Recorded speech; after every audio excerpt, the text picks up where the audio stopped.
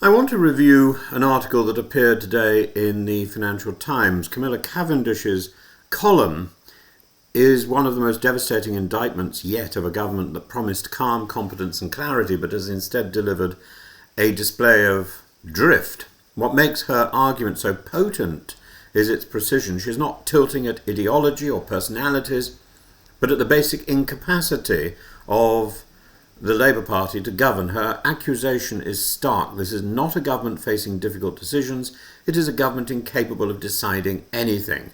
It's a government that floated into office on the promise of stability, yet now resembles a crew improvising in the middle of a storm. It's still floating, in other words. It's floating like...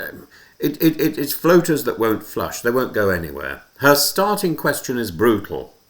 Is Britain having a collective nervous breakdown? 2/3 of voters believe the country is heading in the wrong direction, and against that backdrop she argues that Starmer and Reeves, their team, has plunged into a tailspin of its own making. The briefing war against Wes Streeting, the panicked insistence that Starmer would fight any challenger, the retreat from a tax rise that Reeves herself had trailed just days earlier, these do not look like the actions of a confident administration. They look like the symptoms of a government that is surprised by its own decisions. They look like Liz Truss, in other words, when she fired Kwasi Kwarteng. Cavendish's central point is that the handling of this budget is not merely clumsy, it is amateur. To reverse a major decision, to reverse a major measure days before a budget is rare, to do so in full public glare, unprecedented. She draws the contrast with Osborne's private recalibration of the top tax rate in 2012, where the existence of a Plan B insulated the system from panic. Here there's no Plan B. There rarely appears to have been a Plan A. There barely appears to be a Plan A. A Chancellor who delayed her budget in the name of reflection has now reversed her own reversal, apparently because Starmer needed internal reassurance more than the country needs direction. Her anger is not abstract. The prolonged speculation has already damaged market confidence. Gilts sold off sharply yesterday. Investors who had factored tougher taxes and fiscal consolidation into their expectations feel misled. The borrowing figures tell their own story. The price of improvisation is paid instantly and brutally in British debt markets. Cavendish highlights a deeper political pathology. She argues that the government has squandered a moment when it could have explained difficult decisions. She's right.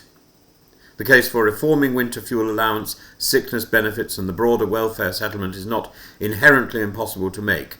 It requires candour, coherence and moral seriousness. Instead, the government offered no framing, no narrative, no strategy beyond the impression that Rachel needs to save money. This is not an argument. This is a veneration of the piggy bank. It's an admission of aimlessness. This void of purpose is matched, in her reading, by a palpable national exhaustion. Focus groups speak of a country that is shattered. Older voters are nostalgic for an era when the state worked. Younger voters are nostalgic for a time they never knew. The government promised an end to chaos, yet it has delivered a fresh dose of chaos. That is why the sentiment, "Why not give the new parties a go?" is gaining traction, and when voters sense that ministers spend their time fighting among themselves rather than governing, the appeal of alternatives rises almost automatically. This chaos, presided over by Starmer and Reeves, and then reflected in the chaos of Kemi Badenoch and her team, automatically plays into the hands of Nigel Farage. Cavendish is careful to resist the fashionable fatalism that says no government can face down sectional interests. She points to Cameron, Millet, Mitsotakis as examples of leaders who pushed through controversial reforms and were re-elected. The lesson she draws is straightforward. Voters reward clarity and courage. They do not reward hesitation masquerading as prudence. And in just over the first year of office, a government is looking at its election in 4 years' time. That is absurd. Britain's problem is not that its economic fundamentals are unsalvageable, it is that its political leadership lacks vision, charisma, and most importantly, competence. The line she quotes from Tim Gethner, "Plan beats no plan," is devastating precisely because it is so simple. Starmer and Reeves appear to be governed by tactical impulses rather than strategic purpose. They are keeping the Prime Minister afloat for another week, not charting a course for the next decade.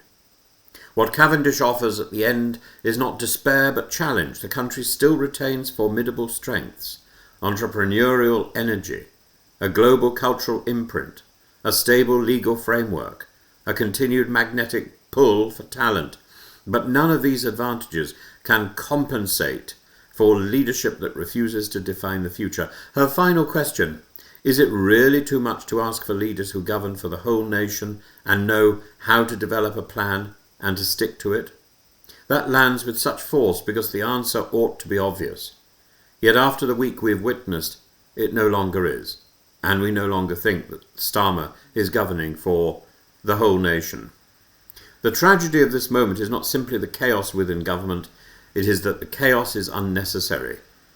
Starmer is governing for the future of his office, for the future of the Labour Party maybe, not for the future of the nation.